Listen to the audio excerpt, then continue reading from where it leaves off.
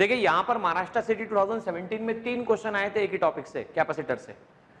तो कैपेसिटर से 3 टॉपिक पूछा जाना मतलब इसका कितना अच्छा वेटेज है, ये बात आप एनालाइज कीजिए। या क्वेश्चन ऐसा बोला गया है कि आपको 3 कैपेसिटर पैरेलल में और एक उनकी सीरीज में अटैच किया गया है। पूरे सिस्टम का कैपेसिटेंस दे रखा है इक्विवेलेंट 3.75। तो आपको सी की वैल्यू बतानी है। देखो भाई तीनों पैरेलल में, तो पैरेलल में कैपेसिटर डायरेक्ट ऐड होते हैं, तो C प्लस सी प्लस सी, वापस सुनना, पैरेलल में क्या होता है C प्लस सी कितना हुआ 3C। नाउ 3C और C कौन से कॉम्बिनेशन में, सीरीज कॉम्बिनेशन में, तो C इक्विवेलेंट कितना होगा आपके पास में, जब भी दो कैपेसिटर, सपोज ये C1 है ये C2 है, पैरेलल सीरीज कॉम्बिनेशन में, तो इसे ऐसा लिखा जाता है 1/C1 प्लस 1/C2। इसे लिखा जाता है C1 C2 upon C2 plus C1, या CS को लिखा जाता है C1 C2 upon C1 plus C2, बराबर। तो अब हम क्या लिख सकते हैं, हम यहां पे लिख सकते हैं कि अगर मुझे दोनों का इक्विवेलेंट दे रखा हो तो C equivalent that will become 3C into C divide by 3C plus C, that is 3C square upon 4C। C से C कैंसिल आ गया तो 3C बाय आपके पास में 4 आ गया। और इस 3C बाय 4 की वैल्यू कितनी गिवन है, इस 3C बाय 4 की वैल्यू आपको गिवन है 3.75। 3C बाय 4 इक्वल टू 3.75, तो C कितना आएगा, ये आएगा 3.75 इंटू 4 डिवाइड बाय 3। तो आप देखिए ये आता है आपके पास में 15 माइक्रोफैरड डिवाइड बाय 3, तो C की वैल्यू आपके पास 5 माइक्रोफैरड आती है।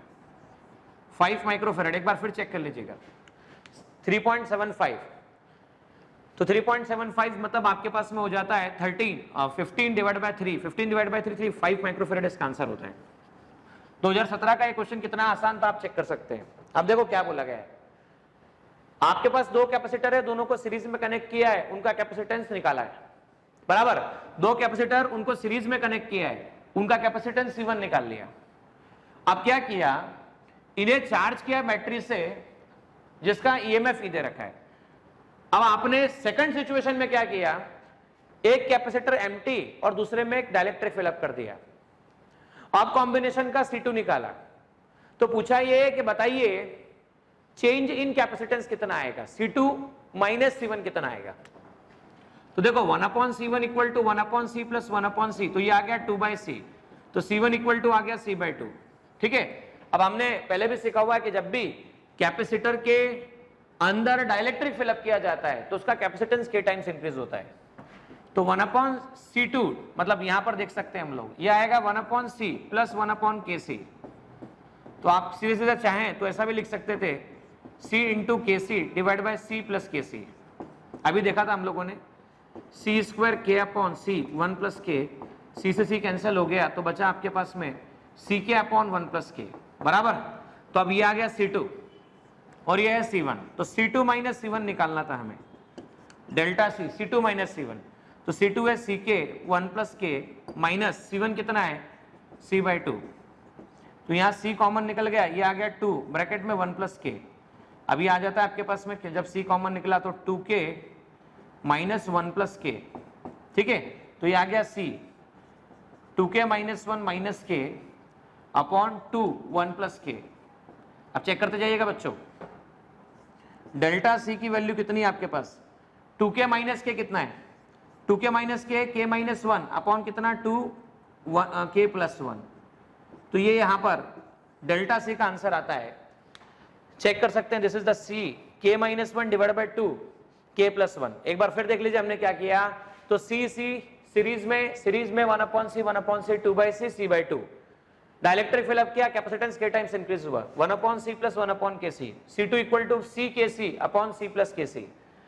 तो C square K, C common निकल गया 1 प्लस K, C से C कैंसिल हो गया, CK upon 1 plus K, C2 minus C1, CK upon 1 plus K minus C/2। C common निकाल लिया, एलसीएम लिया, 2 इधर चला गया, तो 2K माइनस 1 प्लस K, तो 2K minus K, 2K minus K कितना आया, K माइनस 1 डिवाइड बाय कितना आया 2 ब्रैकेट डिवाइड बाय कितना K प्लस 1। तो इस तरह से हम लोगों ने चेंज इन कैपेसिटेंस कितना आएगा सिस्टम का वो निकाल लिया।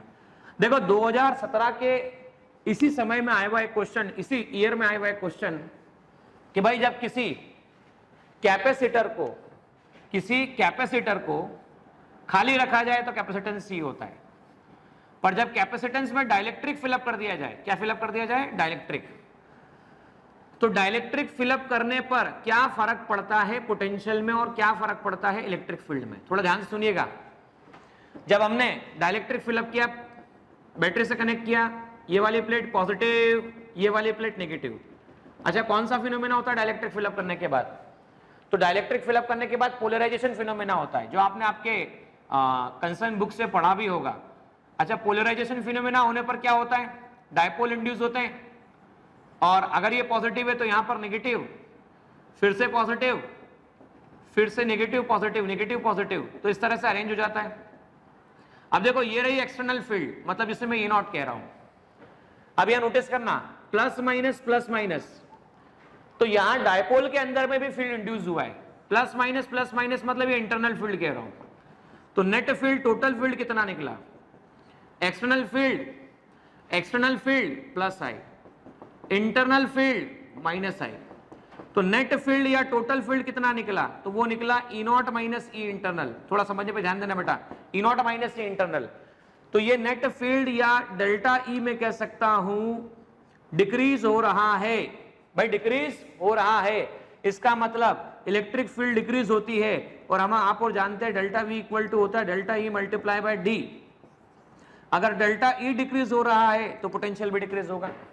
मतलब डाइलेक्ट्रिक फिलअप करने पर potential and electric field both decreases, ये बात ध्यान रखिएगा। डाइलेक्ट्रिक फिलअप करने पर potential and field both decreases.